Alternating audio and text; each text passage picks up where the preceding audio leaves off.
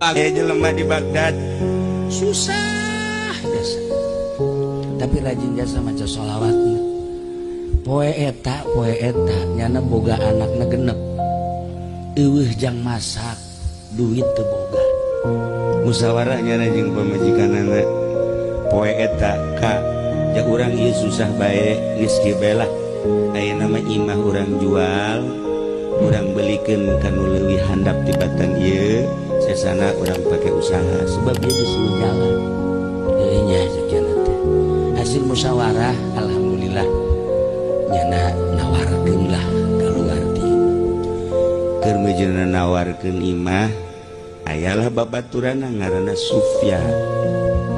Cak Sufyan teh ente ieu nawarkeun imah emang kunaon?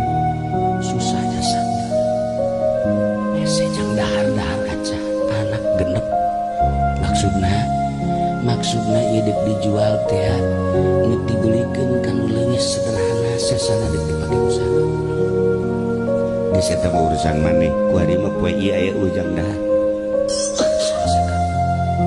Namun ujang dahar ke tungguan Sufyan langsung meuli roti jang anakna genep jang manehanana jeung